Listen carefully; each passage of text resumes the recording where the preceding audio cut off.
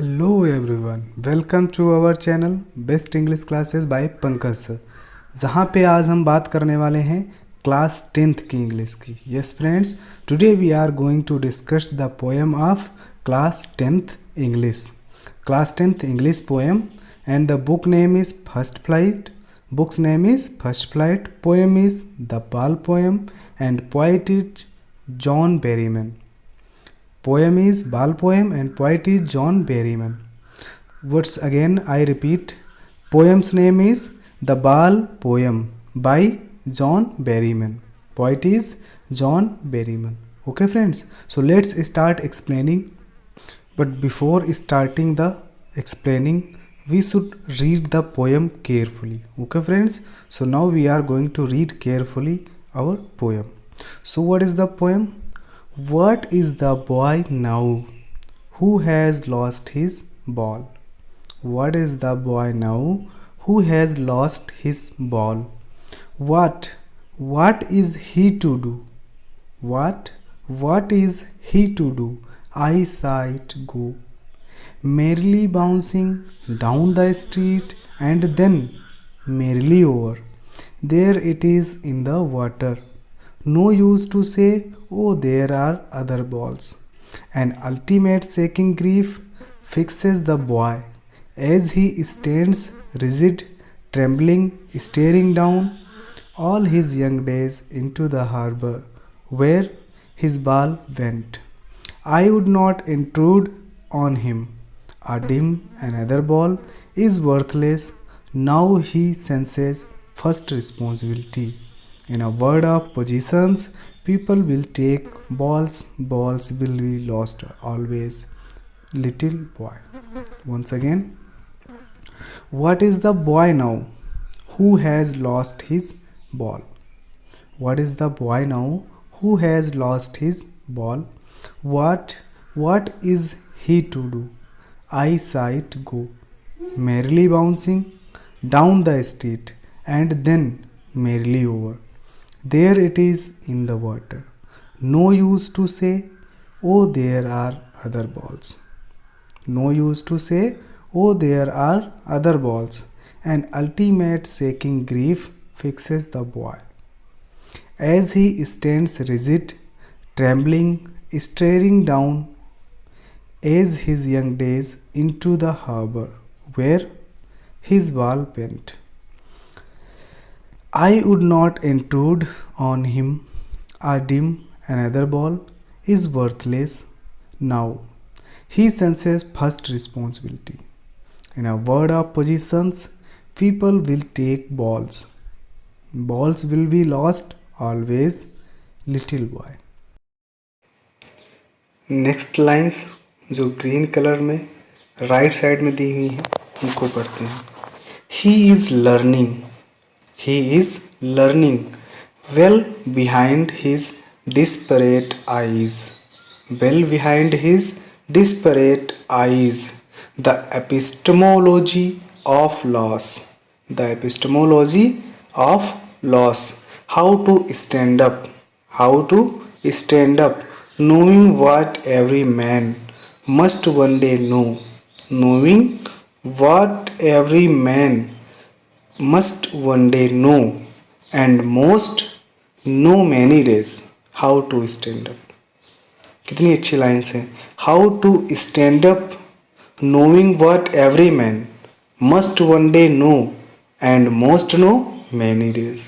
How to stand up. Okay friends, now I am going to explain it in Hindi. I will tell you total summary in Hindi just like the story. तो चलिए समझते हैं इस poem को हम बिल्कुल story की तरह, और स्टोरी की तरह ही हम इसको समझते हैं। Okay friends, so let's start explaining. तो सबसे पहले आपको बता दें, ये जो कविता है द बॉल पोएम, ये जो कविता है ये किसके बारे में? यह कविता कुछ खोने के बारे में है जिसे हम प्यार करते हैं और फिर बड़ा होना सीखते हैं। ओके फ्रेंड्स, और इसमें बात की जा रही है एक छोटे लड़के के बारे में। तो चलिए देखते हैं क्या कहा जा रहा है।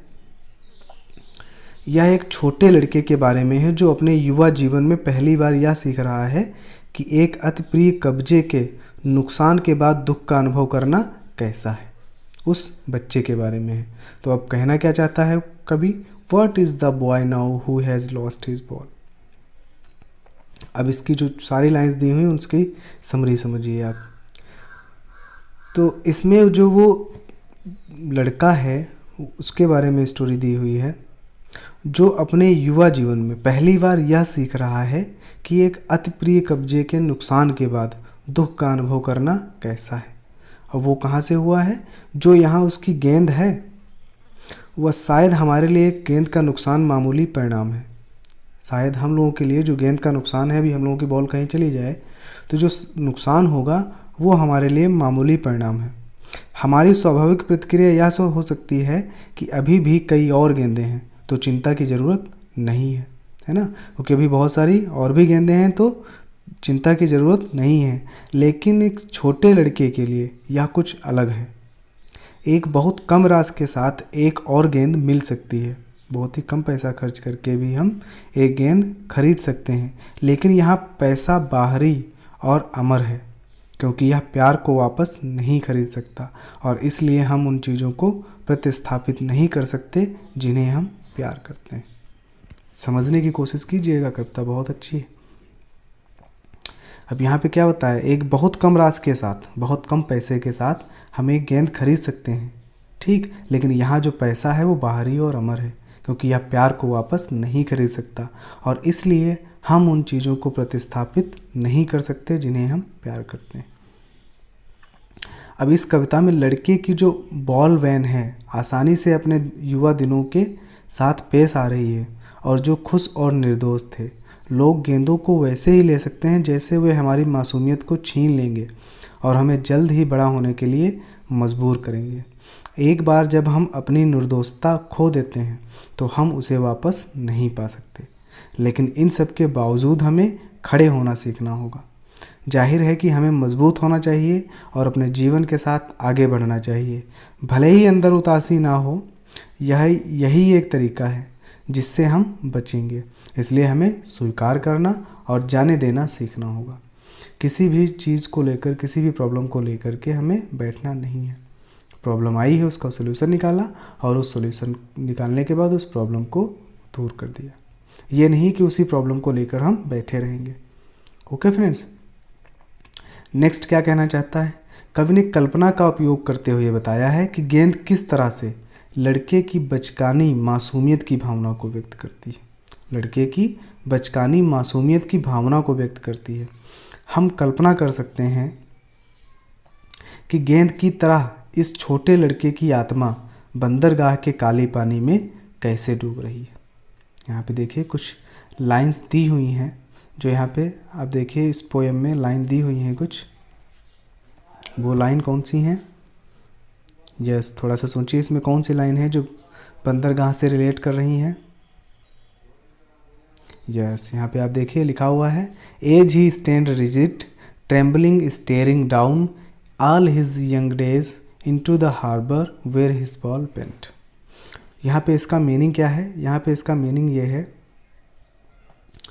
कि हम कल्पना कर सकते हैं गेंद की तरह इस छोटे लड़के की आत्मा बंदरगाह के काली पानी में कैसे डूब रही है और जैसे जैसे यह आगे बढ़ता है छोटा लड़का बड़ा होना सीख जाएगा और यह हिस्सा उस गेंद से जुड़ा हुआ है और साथ ही बड़ा होता है जब तक कि यह छोटा लड़का नहीं होता, जब तक कि यह छोटा लड़का नहीं होता।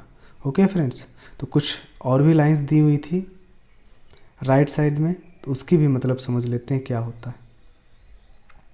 ही is learning well behind his desperate eyes.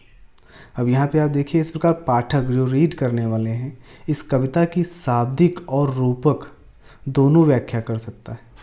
जो भी पाठक है वो शाब्दिक व्याख्या भी कर सकता है और रूपक व्याख्या भी कर सकता है।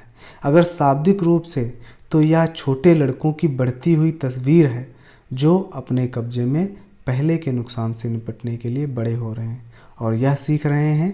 यदि रूपक के रूप में है तो यह मानव जात की कहानी है, वे अपने प्रिय लोगों या लोगों के नुकसान से निपटना सीखें। ओके फ्रेंड्स, क्या था फिर से समझ लेते हैं इसको। इस प्रकार पाठक जो है इस कविता की शाब्दिक और रूपक दोनों व्याख्या कर सकता है। अगर शाब्दिक रूप से है तो यह छोटे लड़कों की बढ़ती हुई तस्वीर है जो अपने कब्जे में पहले के नुकसान से निपटने के लिए बड़े हो रहे हैं और सीख रहे हैं। समझ रहे हैं इस बात को आप? हाँ, यह छोटे लड़कों की बढ़ती हुई तस्वीर है जो अपने कब्जे में पहले के नुकसान से निपटने के लिए बड़े हो रहे हैं, कि जो पहले नुकसान हो चुका है उससे निपटने के लिए बड़े हो रहे हैं। और क्या है? अगर यह रूपक है तो मानव जात की कहानी है, वे अपने प्रिय लोगों या लोगों के नुकसान से निपटना सीखें। So guys, let's revise it once in short. एक बार हम शॉर्ट में भी इसको रिवाइज कर लेते हैं, एक बार हम आपको शॉर्टकट में भी इसकी समरी बता देते हैं। ये तो हो गई पूरी स्टोरी टाइप से। अब हम जो बताने जा रहे हैं आपको समरी, वो बहुत ही शॉर्ट में होगी। Okay, so let's start explaining in short, summary in short. So अगर शॉर्ट में हम कहें समरी को तो कुछ इस तरीके से हम समझ सकते हैं। एक लड़का पानी में अपनी गेंद खो देता है। एक लड़का है जो पानी में अपनी गेंद खो देता है, ठीक है। वह बहुत व्यथित है, ठीक है, बहुत परेशान है। यद्यपि गेंद की कीमत अधिक नहीं है, बल्कि गेंद की कीमत जो है वो अधिक नहीं है, लेकिन इसका लड़के को गहरा आघात लगता है, लड़के को बहुत बुरा लगता है। वह उस स्थान की ओर देखता रहता है, ठीक है, वह उस स्थान की ओर देखता रहता है। वो भी कैसे? एकटक, ठीक है, एकटक देखता रहता है जहाँ उसकी गेंद गई है। कब यह सब कुछ देखता है, लेकिन वह लड़के के चिंतन में विघ्न नहीं डालता। और कभी यह सोचता है कि गेंद के खो जाने से जो लड़के को क्षति हुई है, नुकसान हुआ है, वो सहनशीलता और प्रसन्नता के साथ सहना सीख जाएगा। प्रत्येक व्यक्ति को इस संसार में, हर एक व्यक्ति को इस संसार में अपनी एक या दूसरी चीज़ खोनी होती है और फिर उसे जिंदा रहना पड़ता है।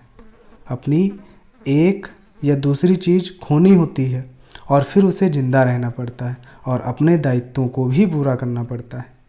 यह क्षति लड़के को सबक सिखाती है जो इससे नुकसान हुआ है। उसके बाद आप देखिए जो लाइंस लिखी हुई, ही इज़ लर्निंग।